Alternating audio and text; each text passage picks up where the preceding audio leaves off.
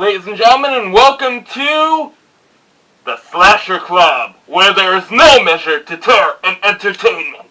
Tonight, I will be doing this review alone, because my cousin is going to Busch Gardens early tomorrow, so his mother wouldn't let him stay up like usual.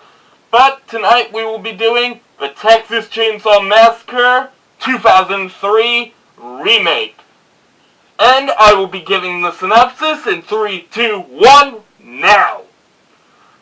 Basically, it follows the similar story as the first original movie, Texas Chainsaw Massacre of 1974, but here there's a bit of a change. There's no wheelchair character unless you count the old man, and it basically follows 5 teens going to a concert in Dallas, Texas.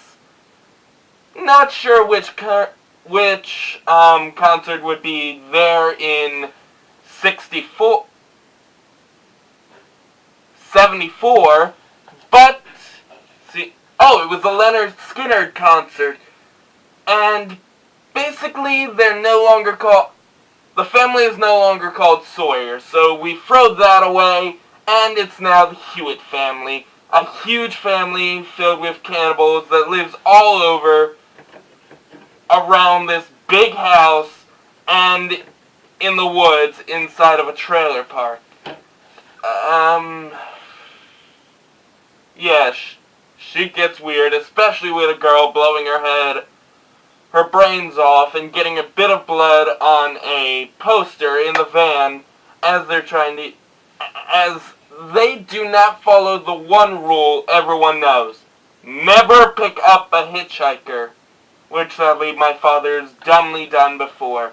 But the guy was working at the same place as my brother and I, so I guess he thought it would be okay. On to the facts. It was directed by Marcus Nispel, produced by Michael Bay and Mike Felice, screenplay by Scott Kozar, narrated by John Larroquette, music by Steve Jablonsky, and cinematography by Daniel Pearl, who's been with us since the original Texas Chainsaw Massacre movie.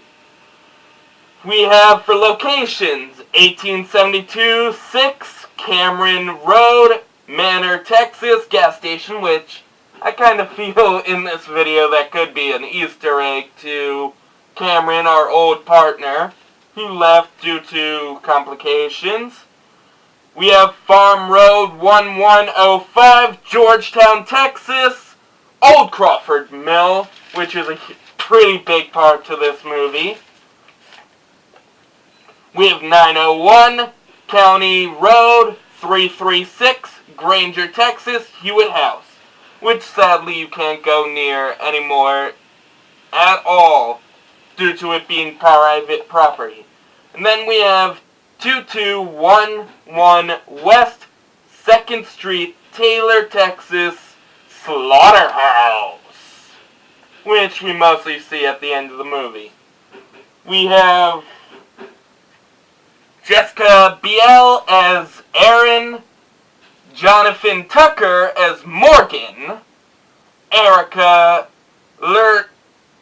Hisson as Pepper, Mike Vogel as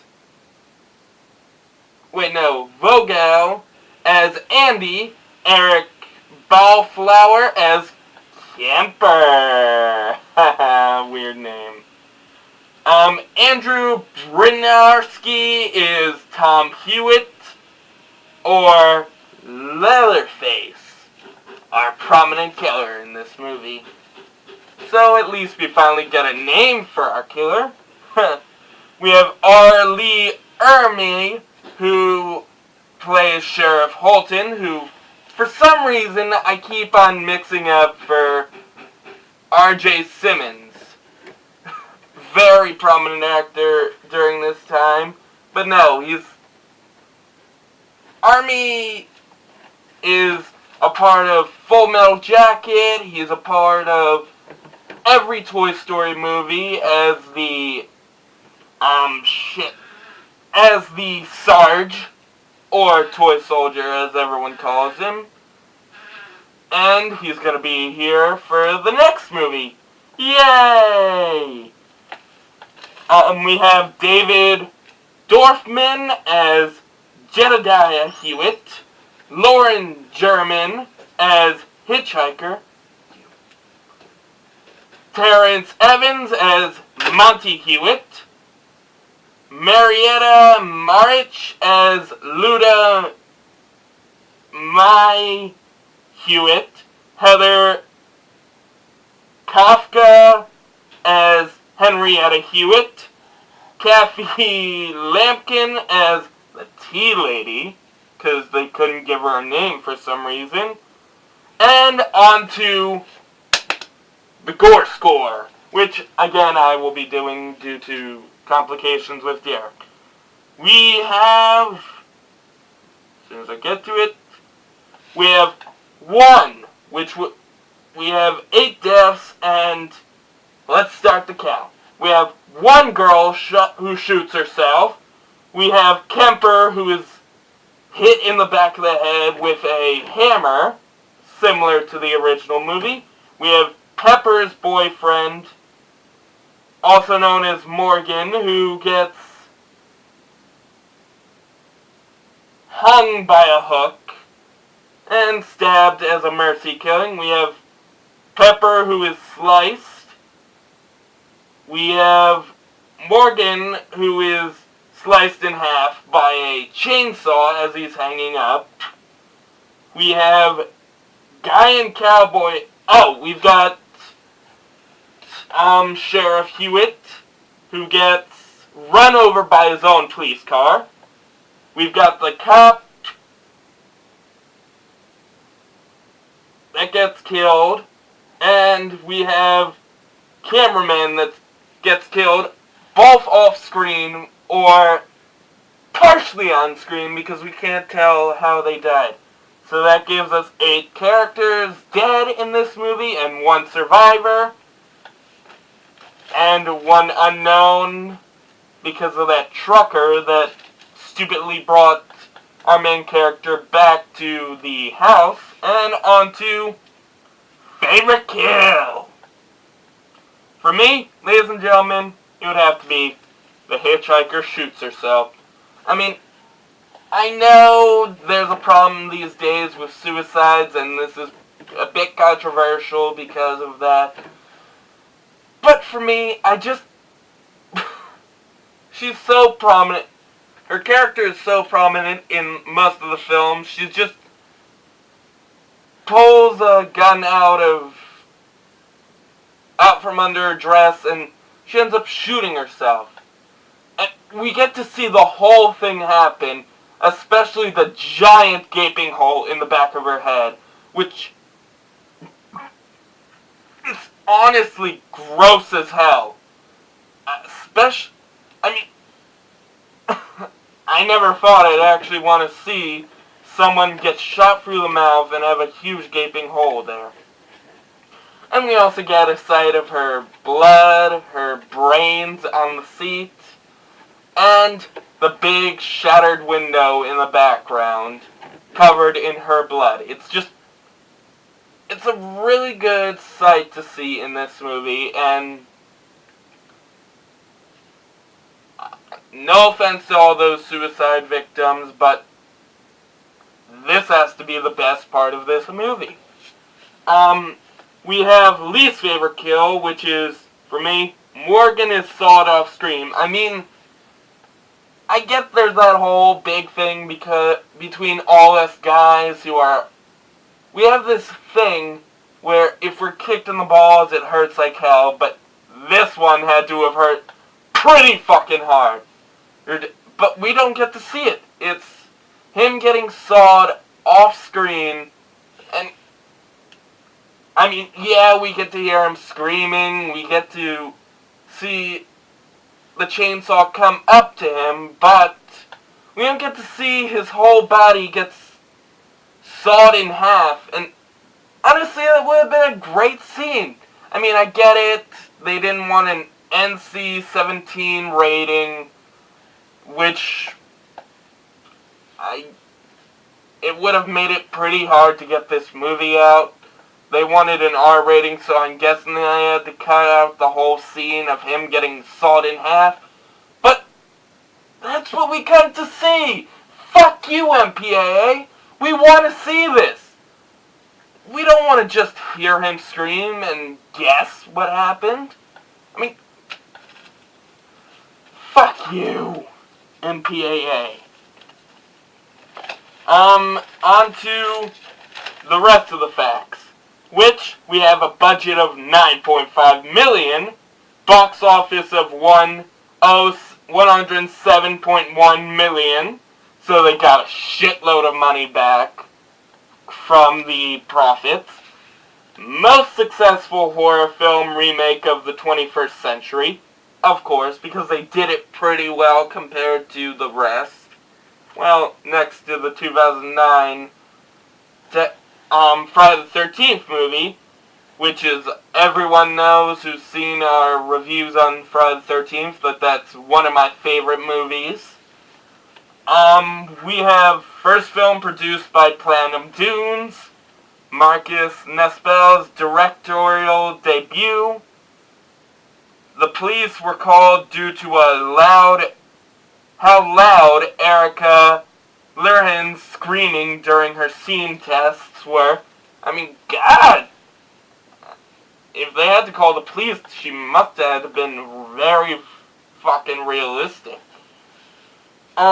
We have on Eric Balfour's final day of shooting, he stripped down and walked off in just a baseball cap. Wow. That must have been quite a thing to see for the whole cast and crew. God. I wonder if anyone on the crew was gay. There you go. There's your fantasy.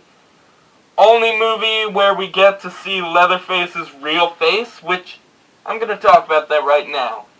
Screw leaving it for later. My God! The guy's literally almost basically Voldemort. I mean, you get one shot of the guy and he's basically missing... It looks like he's missing the front of his face. He's got no nose, or if he did have a nose, it's basically halfway gone. And then, it looks like a fucking skeleton. My God, and I thought, Jason was bad. It's banned in in Ukraine. Dolph Lundgren was originally asked to play Leatherface, but he was too busy on another movie, which that would have been funny. The Russian from Rocky IV as fucking Leatherface. Big hulking ass Leatherface. My God. Kemper's bumper sticker says, "Nothing is true, everything is permitted," which I see that as an Assassin's Creed reference, which is pretty cool. But some other people see it as the whole, just because they say it in a that it's a true story in a movie or in a book, sometimes it's usually fake. Kristen Dunst, Kate Holmes, and Jessica Alba were considered for Aaron, but they didn't get the part.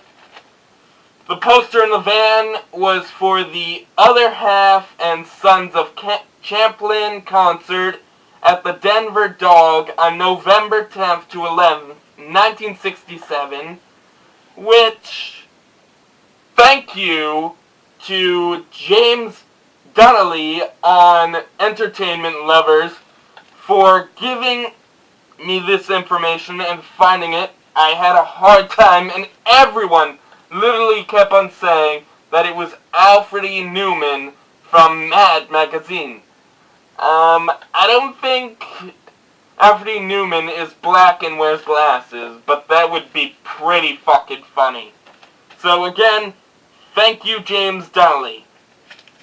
And last two, we have Steve Dash, died on December 18th, 2018 from diabetic complications. So, amen to you.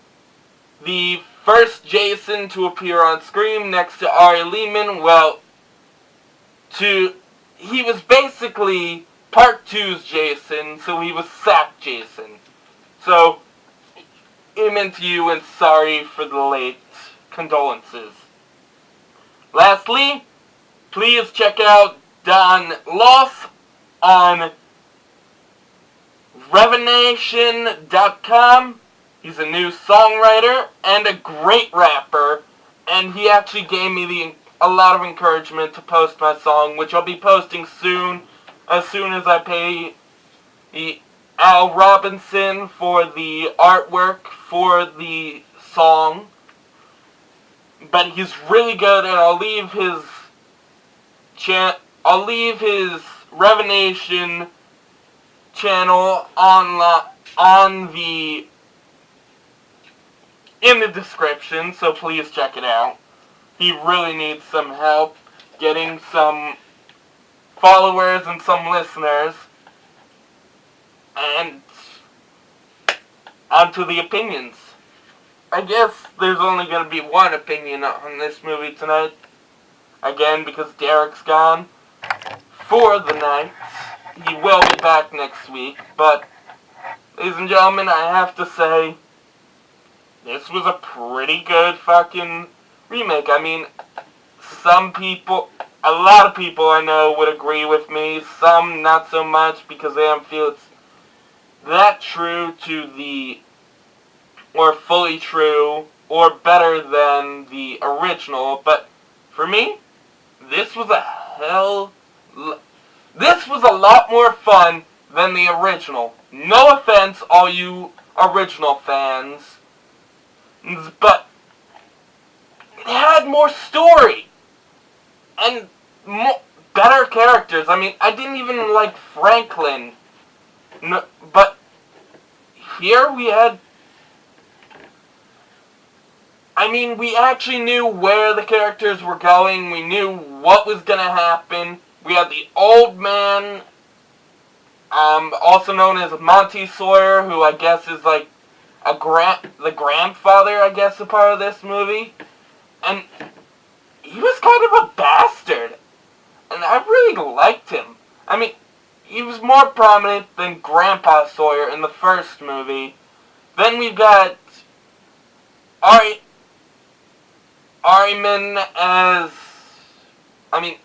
Lee Ermey as the sheriff, a huge character in this, who literally tries to get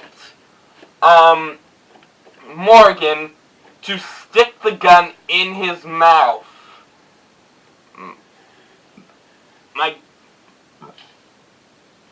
No, wait, not Morgan. But still, it's just, ouch. Oh, it was Morgan. But, ouch, you really just killed the guy just to make a point? I mean, we get you're an asshole. I mean, I love the actor personally. He's in a lot of good movies, a lot of good shows, and I love him. But I was honestly scared of him. I'd be more scared of him if I actually had to see him in real life. Then there's Leatherface. I mean, I'm pretty sure he's not gonna bleed out from all his injuries in this movie, but oh wait, no, he doesn't. He comes back in the end to kill the cop and the cameraman. But he wasn't a pussy like in Texas Chainsaw Massacre, The Next Generation. He wasn't girly like in the first movie and Next Generation.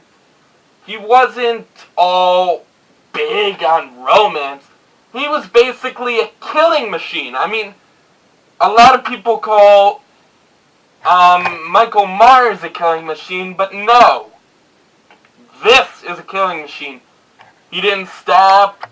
He wouldn't be stopped even by Jedediah, who tried to keep him away from them as he's trying to help Morgan and Aaron escape. But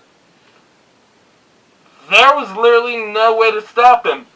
Even after cutting his arm off, yeah, he didn't grow it back, but he still fucking went after her. And he's chasing her at the end, trying to get her.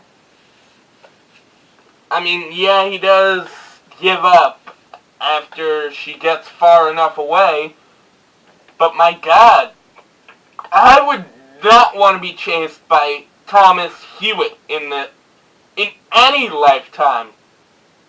I mean, he's basically Jason, but human and with the biggest weapon you could find to kill someone, a chainsaw. I mean, this movie was more like Texas Chainsaw Massacre, the kind I wanted to see. Not the first movie, not the second movie, third movie somewhat. But no, this is the movie I'd want to go see. And the teenage actors, be it they weren't exactly teenagers at the time, I believe they were all at least in their 20s or 30s, but they were actually really good actors. I mean,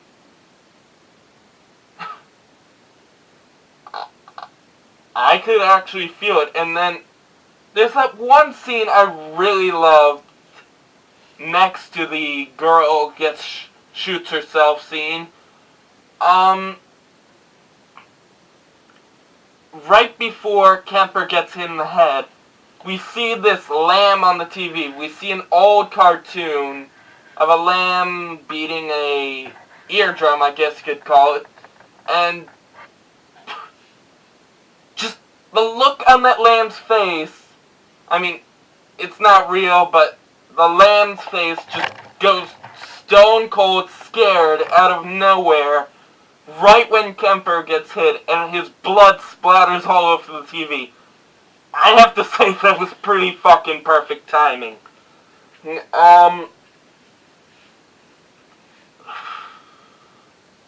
Harriet I'm not too fond of. The tea lady I'm not too fond of.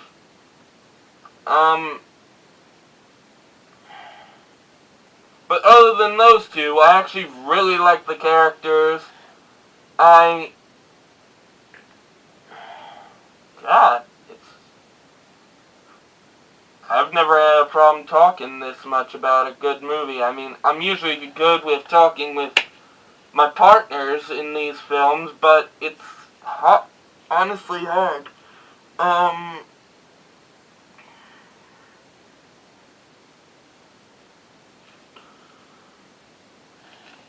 So yeah, I enjoyed the kills despite there being a little too much, off-screen shots. A little too much. A lot, I mean. And we have... the acting was good. The characters were good. Well, I guess that's basically the same thing. And the setting was really good. I mean, watching them... I mean, they basically perfectly recreated the whole, girl walking up to the house scene from the original, but they made it better. It wasn't so out of color like the original movie. And you've got really good camera work. Every good shot. The dinner scene... there honestly wasn't a dinner scene in this movie. I'm surprised. Leatherface just threw her down the stairs and left her to tend to Morgan. But this Leatherface is brutal as hell. And it's gross. Especially when you see all the stuff that you wouldn't suspect to be gross, like or at least you would, but by their standards, no. The gross maggot-covered pig head, the bloody brains that Morgan basically describes as looking like lasagna, which makes it hard to eat lasagna again. Oh god, I'm dying. But so yeah, you know what? I'm giving this a 9.5. It's a really good movie. I suggest you go see it if you haven't already. It's a major must-watch. Don't forget, guys, we are doing the prequel next week, also known as Texas Chainsaw Massacre: The Beginning, a 2006 movie, because there are a lot of questions unanswered in this movie, and then we're going to do Leatherface, and then we're going back to the Child's Play movies. Don't worry, Derek will be back next week. I promise. We are starting to get up a lot of our old videos that, due to complications with editing, they haven't really been able to be done.